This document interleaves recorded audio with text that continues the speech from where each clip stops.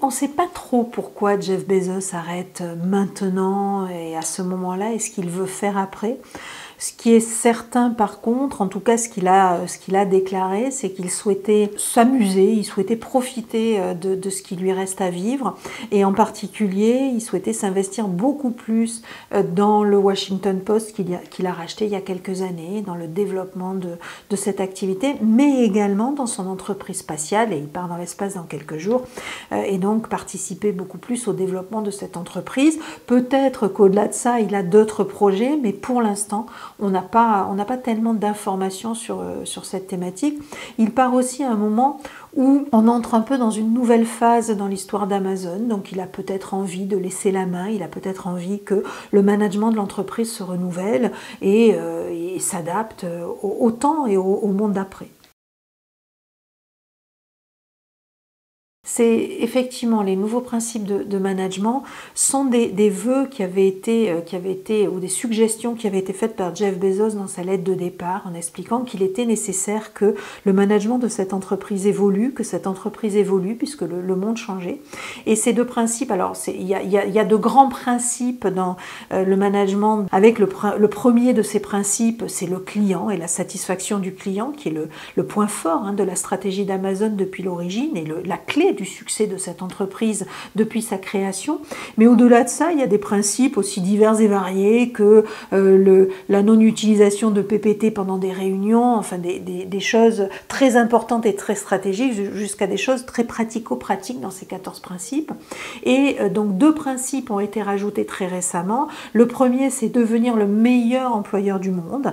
Et pour ce faire, Amazon a annoncé une augmentation du salaire minimum, du salaire horaire minimum à 15 $ de l'heure. Et puis le deuxième principe, c'est l'idée qu'une entreprise présente partout dans le monde comme l'est Amazon, se doit d'être responsable.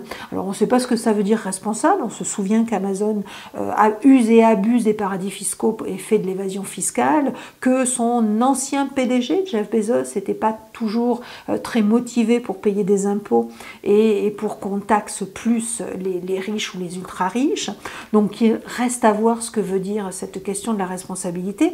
En tout cas, ce qui est intéressant et ce que nous disent ces deux principes, c'est qu'effectivement, on entre quand même dans une période où le consommateur est regardant des pratiques de management, des pratiques de production, des pratiques d'exploitation des ressources, des pratiques de gestion des ressources humaines des entreprises, et où le consommateur, pour Amazon le client, donc le cœur même de sa stratégie, ce client est regardant de ce qui se passe, et qu'à un moment donné, ce client peut aussi menacer, de par ses orientations d'achat, une entreprise qui ne serait pas responsable.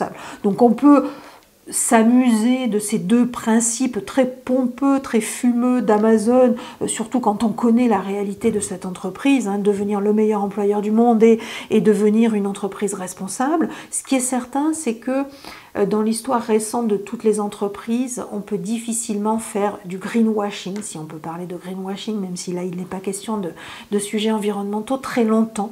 À un moment donné, on est un peu rattrapé aussi quand ces engagements ne sont pas respectés, on peut être rattrapé aussi par ses clients qui vont y être regardants, sachant que les ONG, sans aucun doute, veilleront à ce qu'Amazon respecte ces deux nouveaux engagements.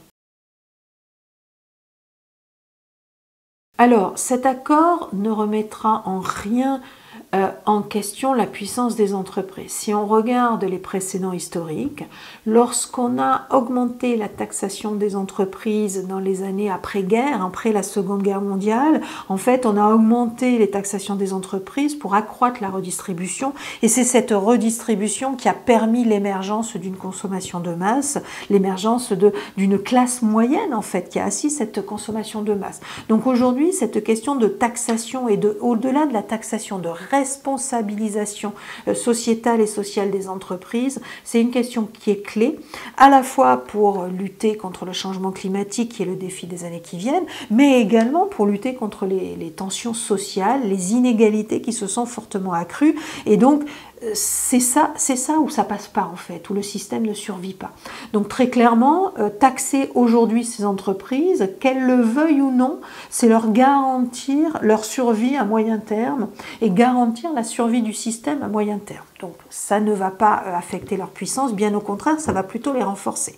Dans l'absolu, il est clair que c'est une plus grande emprise des pouvoirs publics sur leur chiffre d'affaires et sur leurs bénéfices, puisqu'elles vont devoir payer plus d'impôts, et c'est peut-être un retour de la régulation de la part des pouvoirs publics sur un certain nombre d'activités. Ça, c'est clair qu'on est plutôt dans une ère de régulation, parce qu'encore une fois, le défi du changement climatique, le défi des inégalités et tous les autres défis auxquels nous faisons face obligent à travailler différemment, obligent à produire différemment, et donc vont imposer de nouvelles règles aux entreprises. Donc ça, c'est un fait, et si elles n'y vont pas de leur propre volonté, les États seront obligés de réguler et de réglementer.